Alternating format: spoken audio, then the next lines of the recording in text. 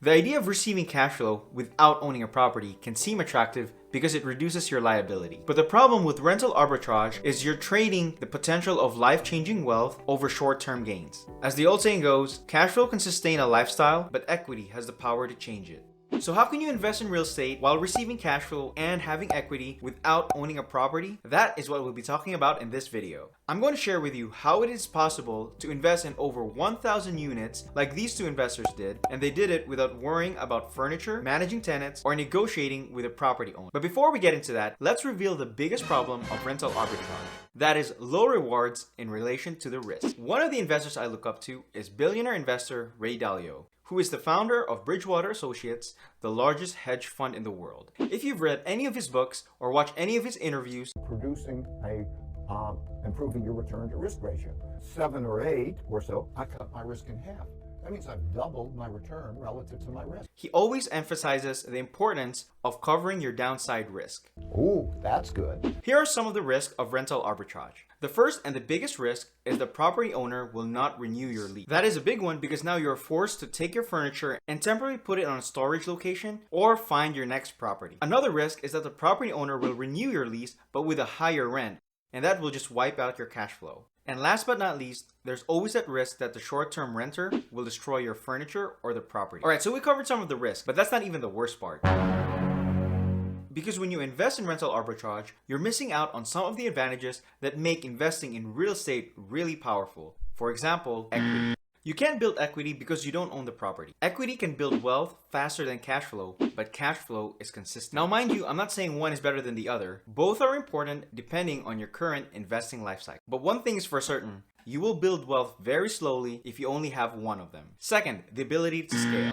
The risk I mentioned above limits you to how many properties you can acquire. We all have the same amount of time in the day. At some point, you will be your own bottleneck because you won't have enough time to allocate to expand your business. Third, leveraging through debt. This simply means you put down 10, 20, or 25% to purchase a property, but get 100% of the appreciation of value. But again, you don't get this benefit because you don't own the property. And lastly, it is tax benefits. Rental arbitrage is not able to take advantage of mortgage interest write-offs, depreciation, and cost segregation because you don't own the property itself. Yeah, but Adrian, I thought this video is about investing in 1,000 properties without owning anything. Yes, it is investing through rental arbitrage that eliminates all the previously mentioned benefits. But by investing through real estate syndications, you're able to take advantage of all those benefits without owning a property. So let's go over how this is all possible. Let's bring back all the benefits again, starting with equity. To be clear, when investing in a real estate syndication, you are not buying the property directly. Instead, you are buying shares of a limited liability company, or an LLC for short, and that LLC is managing the property. You can think of it as buying a stock of a company, only that this company is not public. And that company is using the real estate asset to generate its revenue. You as a passive investor do nothing, but the operators or the sponsors do all the work to increase the value as high as possible. So when it is time to sell, you get your investment back and potentially a huge chunk of that equity. Second, ability to scale.